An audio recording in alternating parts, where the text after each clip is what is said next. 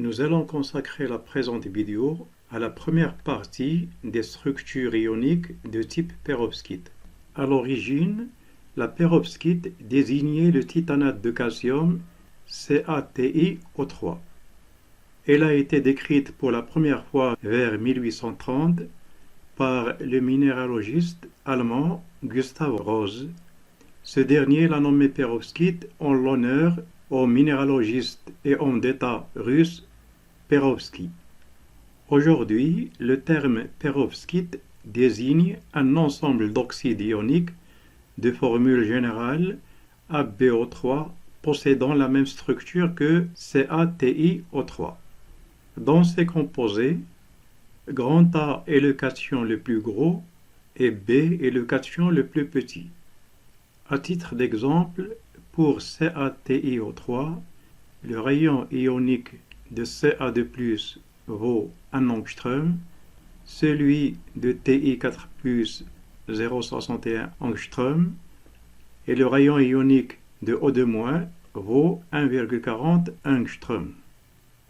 Les oxydes de type perovskite AbO3 s'obtiennent par réaction des oxydes AO et BO2. Certains oxydes de structure de type perovskite présentent des propriétés physiques de grand intérêt telles que la ferroélasticité, la ferroélectricité, l'antiferroélectricité, le ferromagnétisme et l'antiferromagnétisme. Il existe deux grands types d'oxydes de type perovskite. Le premier type, ce sont les perovskites simples de formule AbO3. Dans ce type de perovskite, les sites A et B sont occupés par un seul type de cation. Généralement, le gros cation A est divalent et le petit cation B est tétravalent. Mais des fois, le cation A est monovalent et le cation B est pentavalent. Le cation A est trivalent et le cation B est également trivalent. Le cation A est monovalent et le cation B est divalent. Comme exemple d'oxyde simple de type perovskite, on peut donner les exemples suivants. Dans les exemples de la deuxième colonne, le cation A est divalent et le cation B est tétravalent. Dans les exemples de la troisième colonne, le cation A est monovalent et le cation B est pentavalent. Quant aux derniers exemples, les cations A et B ont la même valence qui est égale à 3. Nous faisons remarquer au passage que les composés ioniques de type perovskite sont généralement des oxydes de formule AbO3, mais on rencontre aussi certains composés ioniques de formule AbX3 qui sont également des composés ioniques de type perovskite. Et comme exemple, on peut citer celui de KMgF3 où les ions sont K+, Mg2+, et F-. Le deuxième type de perovskite sont les perovskites complexes. Dans ce type de perovskite, les sites occupés par les cations A et ou B dans les perovskites simples peuvent être occupés simultanément par au moins deux cations différents, comme c'est le cas pour les exemples suivants. Dans le premier exemple, le cation divalent est remplacé par la moitié d'un cation monovalent et l'autre moitié, c'est un cation trivalent. Et de cette façon, la charge de plus serait 0,5 fois 1 fois plus 0,5 fois 3 plus. Pour ce qui concerne le deuxième exemple, le cation tétravalent est remplacé par 1/3 d'un cation divalent et 2/3 d'un cation pentavalent. Et de cette façon, la charge 4 plus serait 0,33 fois 2 plus plus 0,66 fois 5 plus. Pour ce qui concerne le troisième exemple, le cation tétravalent est remplacé ici par la moitié d'un cation trivalent et de la moitié d'un cation pentavalent, de telle sorte donc que la charge 4 plus serait 0,5 fois 3 plus 0,5 fois 5 plus. Pour ce qui concerne maintenant la description de la structure cristalline des oxydes de type perovskite, nous signalons que la perovskite idéale cristallise dans le groupe d'espace cubique PM-3m, de numéro atomique 221, se trouvant sur la page 670 sur les tables internationales de cristallographie. Le paramètre de la maille cubique est égal à 3,9 angstrom. La structure des oxydes de type perovskite peut être décrite en prenant le cation A comme origine, en prenant le cation B comme origine, ou en prenant l'anion oxygène comme origine. Le premier cas que nous allons étudier est celui où le cation divalent est pris à l'origine. La projection en perspective de la maille des oxydes de type perovskite avec cation A à l'origine est alors la suivante. Dans une maille cubique, les cations A divalents occupent tous les sommets de la maille. Le cation B tétravalent occupe le centre de la maille. Quant aux anions O2-, ils occupent les 6 faces de la maille. Comme un sommet d'une maille participe à cette maille avec 1/8, c'est que le nombre de cations bivalents dans la maille est égal à 8 fois 1/8, soit un cation bivalent par maille. Pour ce qui concerne maintenant le cation tétravalent qui se trouve au centre de la maille, il participe à cette maille à 100%, par conséquent, il y a un seul cation tétravalent par maille. Pour ce qui concerne maintenant le nombre d'anions par maille, comme ces derniers se trouvent sur les faces, et comme une face est commune à 2 mailles, c'est que le nombre d'anions O2- par maille est égal à 6 fois 1/2, soit 3 anions O2- par maille. En conclusion, dans une maille de type perovskite, il y a un cation bivalent, un cation tétravalent et 3 anions O2-. Dans ces conditions, le nombre de motifs, ou ce qu'on appelle aussi groupement formulaire, AbO3 par maille, est égal à 1.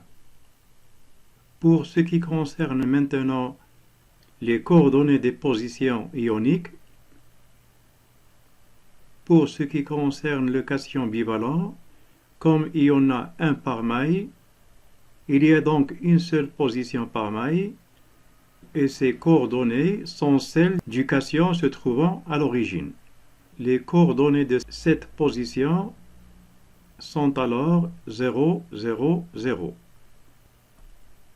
Pour ce qui concerne maintenant le cation tétravalent, comme ce dernier se trouve à l'intérieur de la maille, c'est que les coordonnées de sa position sont 1/2, 1/2, 1/2. Et pour ce qui concerne maintenant les anions, comme il y en a 3 par maille, nous allons donner les coordonnées de 3 positions. Ça va être celles des anions les plus proches de l'origine, à savoir le centre de la face AB, le centre de la face AC et le centre de la face BC. Signalons enfin que cette projection nous permet de voir facilement l'environnement du cation tétravalent. Cet environnement est octaédrique. En effet, les 4 anions qui se trouvent à Z est égal à 1/2 forment un carré, et les anions centrant la face AB et sa face équivalente se trouvant à z est égal à 1 se trouve de part et d'autre du plan carré formé par les anions se trouvant à z est égal à 1 demi. Les 6 anions sont à la même distance du cation tétravalent. Cette distance est égale à A sur 2, A étant le paramètre de la maille. Nous signalons que octaèdre veut dire 8 faces, puisque octa c'est 8 et èdre c'est faces. Les 8 faces dont il est question sont des faces triangulaires équilatérales. 4 d'entre elles sont formées entre l'anion se trouvant à z est égal à 1 et les 4 anions formant la base carrée et se trouvant à z est égal à 1 demi. Et les 4 autres sont symétriques aux précédentes et se trouvent de façon symétrique de l'autre côté du plan carré formé par les anions se trouvant à z est égal à 1 demi. Nous signalons que les positions des cations bivalents, tétravalents et de l'anion sont respectivement les positions particulières 1A, 1B et 3C du groupe d'espace PM-3M.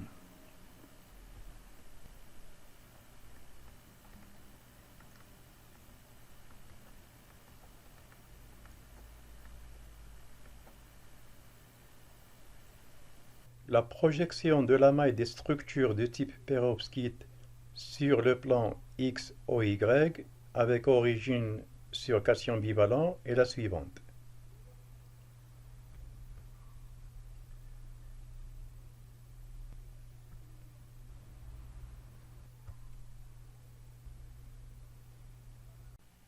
En conclusion, les anions des 6 faces d'une maille forment un octaèdre régulier, comme on l'a vu précédemment, dont le centre est occupé par le cation tétravalent.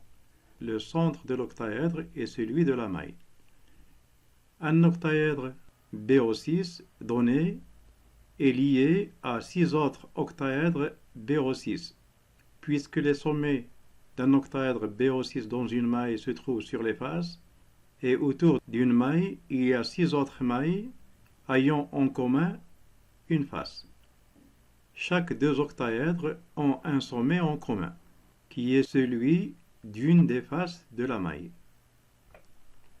La structure de la pérovskite ABO3 normale peut se décrire alors comme un enchaînement à 3 dimensions d'octaèdres réguliers BO6 liés les uns aux autres par les sommets, comme on peut le voir ici à 2 dimensions. Les espaces entre 8 octaèdres BO6 d'une maille donnée, octaèdres dont les centres ne sont autres que les sommets de la maille comme on l'a vu précédemment.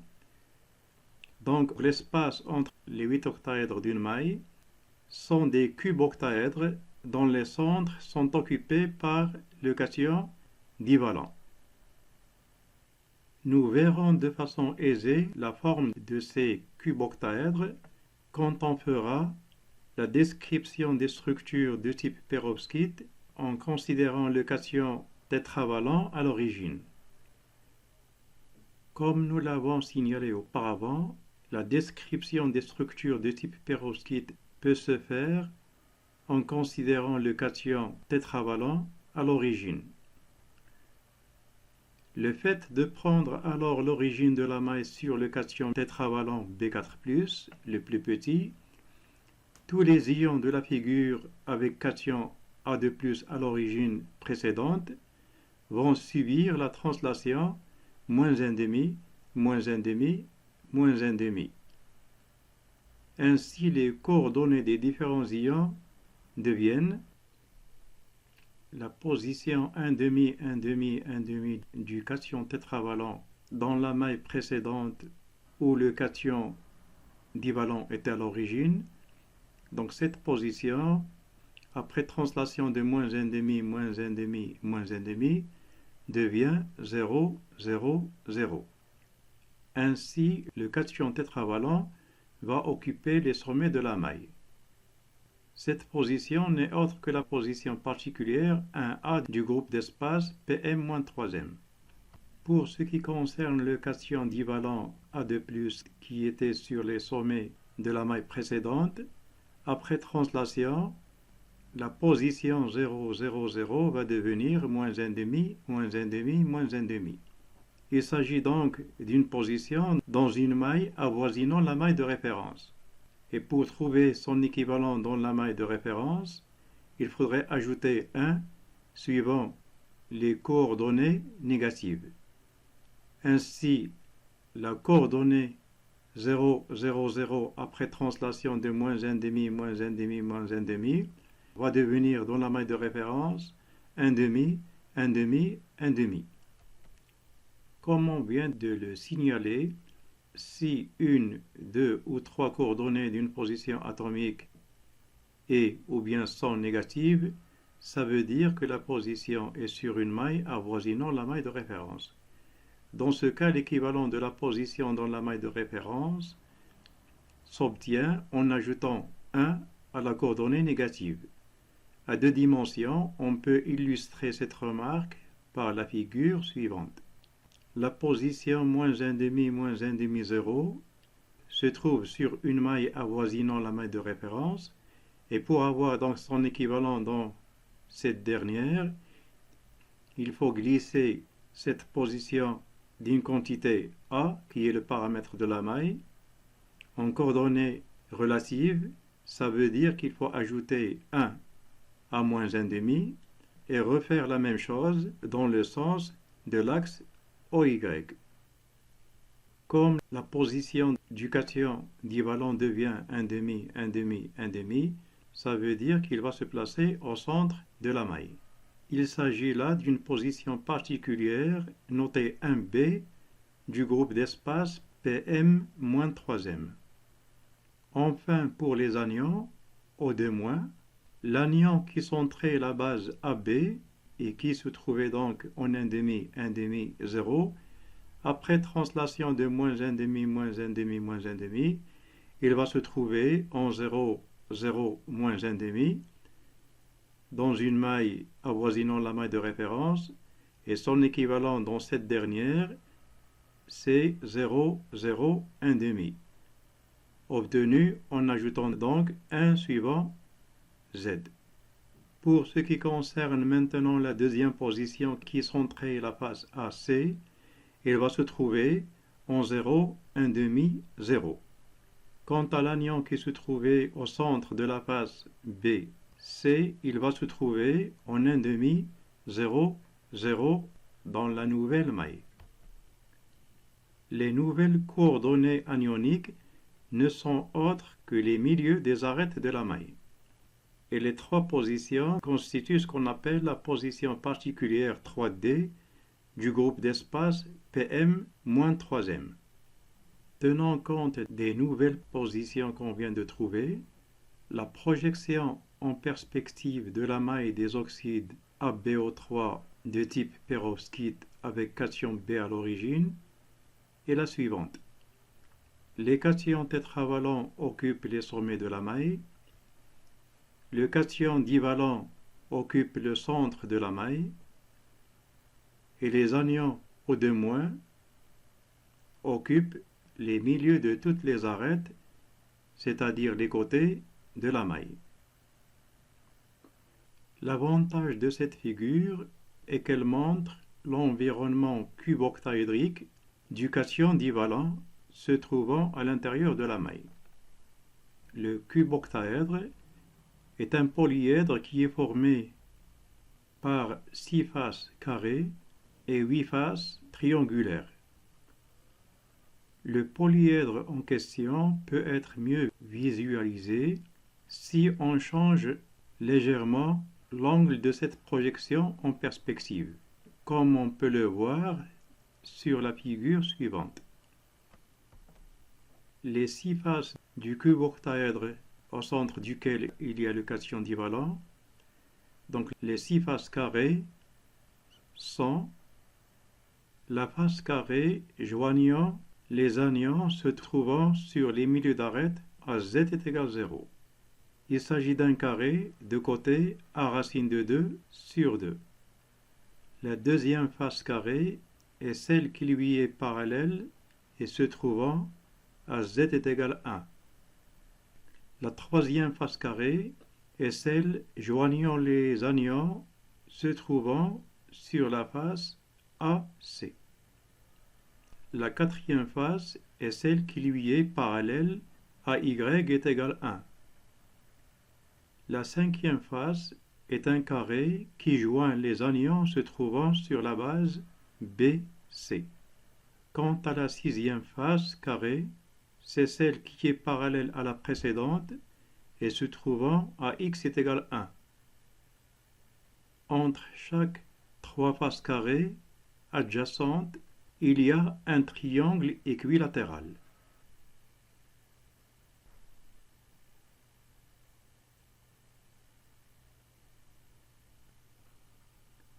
Les triangles équilatéraux joignant les faces carrées sont en nombre de 8. Les sommets de chaque triangle se trouvent à la distance A sur 2 du sommet de la maille le plus proche à ce triangle. On rappelle donc un cuboctaèdre est un polyèdre à 14 faces régulières, dont 8 sont des triangles équilatéraux et 6 sont des carrés. Un carré est adjacent à 4 triangles et un triangle est adjacent à 3 carrés. Et de ce fait, un cuboctaèdre comporte 12 sommets identiques, chacun joignant 2 triangles et 2 carrés opposés 2 à 2, et 24 arêtes identiques, chacune commune à un triangle et à un carré. Pour réaliser une boîte cuboctaédrique à 3 dimensions, on peut le faire en découpant sur du papier cartonné le patron de cette figure et une fois découpé, il suffit de joindre les côtés des carrés et des triangles comme on l'a vu dans la figure précédente. Si on revient maintenant à la projection perspective de la perovskite AbBO3 avec cation tétravalent à l'origine, on constate que les anions se trouvent sur des plans perpendiculaires aux diagonales principales, dont l'une d'elles est la rangée 1, -1, -1 reportée sur cette projection. 3 des anions du côté d'un sommet forment un triangle, 3 autres du sommet opposé forment également un triangle, mais non superposable au précédent. Quant aux 6 autres anions, ils forment un hexagone au centre duquel se trouve le cation divalent. L'illustration de ce qu'on vient de dire peut se faire avec la figure suivante. Comme on vient de le dire donc, l'empilement des anions suivant la direction 1, -1, -1, qui n'est autre qu'un axe ternaire, montre sous un autre angle le cuboctaèdre formé par les anions et dont la vue en perspective est celle de cette figure.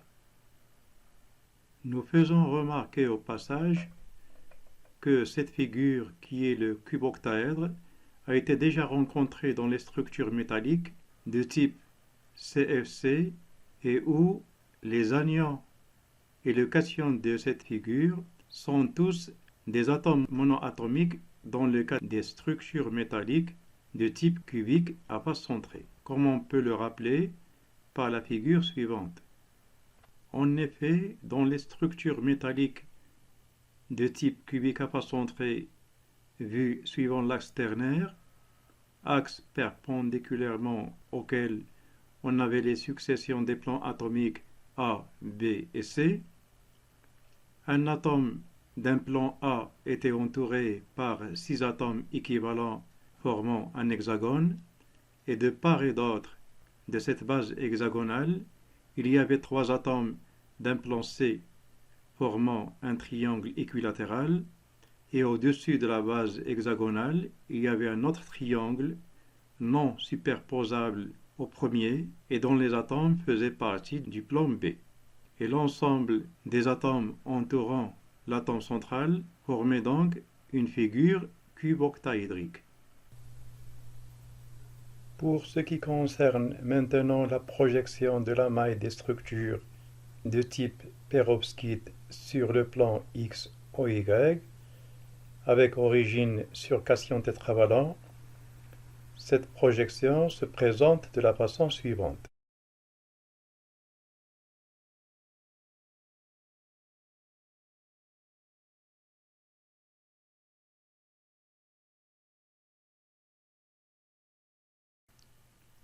Si on revient maintenant à la représentation en perspective de la maille d'un oxyde AbO3 de type perovskite avec cation tétravalent à l'origine, cette représentation montre que les structures des oxydes AbO3 de type perovskite peuvent être représentées par un empilement d'octaèdres BO6 liés entre eux par leur sommet, comme on le voit sur cette figure. Les octaèdres en question sont au nombre de 8 et leurs centres sont occupés par les cations tétravalents se trouvant sur les sommets de la maille.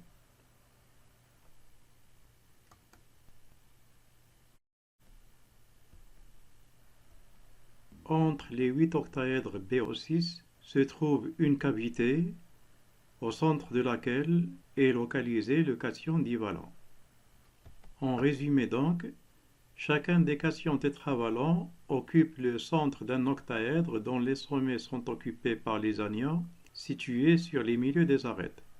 Un octaèdre BO6 donné est lié à 6 autres octaèdres BO6. Chaque 2 octaèdres ont un sommet en commun. La structure de la perovskite AbO3 peut se décrire alors comme un enchaînement à 3 dimensions d'octaèdres réguliers BO6 liés les uns aux autres par les sommets. Et l'espace entre les 8 octaèdres BO6 d'une maille est un cube-octaèdre dont le centre est occupé par le cation divalent qui est le cation le plus gros. Nous signalons que le passage des structures de type perovskite AbO3 aux structures de type ReO3, oxyde de rhénium, se fait en remplaçant le cation tétravalent, qui est de petite taille, par un cation hexavalent, Re6+, dans le cas de ReO3, et en vidant le centre de la maille, qui est le site cuboctaédrique dans les perovskites, occupé donc dans les perovskites par le cation divalent A2+, et ce, comme illustré sur la figure suivante. J'espère que la présente vidéo vous a bien servi et à la prochaine.